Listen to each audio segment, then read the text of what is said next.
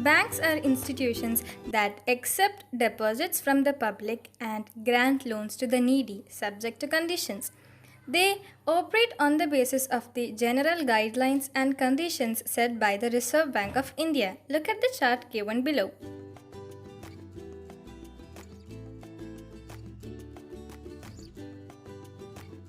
It is clear from the chart that interest is paid for the deposits accepted. Similarly, it is clear that interest is imposed on the loans provided. The rate of interest on loans will be higher than the rate of interest given for deposits. Retail banks. The majority of the people are the most familiar with the retail banks as they are aimed primarily of consumers. Commercial banks are the oldest banks and have many branches. These banks, which play a major role in the country's financial activities, accept deposits from the public and grant loans to trade, industry, agriculture, etc., so subject to certain conditions. There are other types of banks such as central banks, investment banks, private banks, online banks. Cooperation, self-help and mutual help are the working principles of cooperative banks. The main aim of cooperative banks is to provide monetary help to the common people, especially the villagers.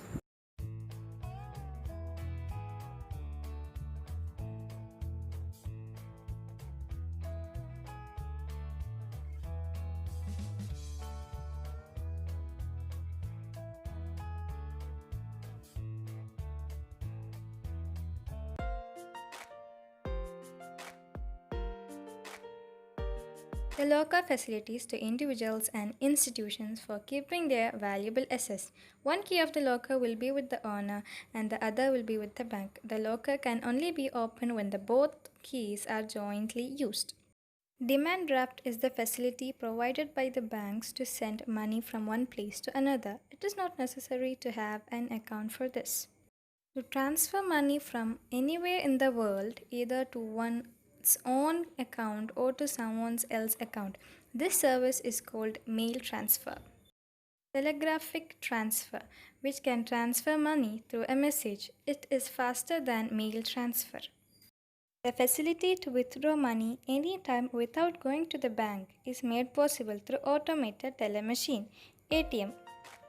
As we have said before, commercial banks are the oldest bank and have many branches. Commercial bank consists of two, which is public sector banks and private sector banks. Private sector banks also consist of two, which is private Indian banks and private foreign banks.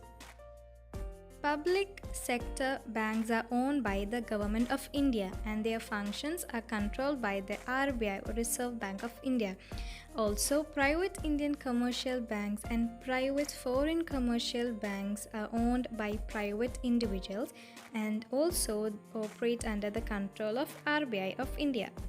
But private foreign commercial banks are those banks which have registered in India but have headquarters in the foreign country.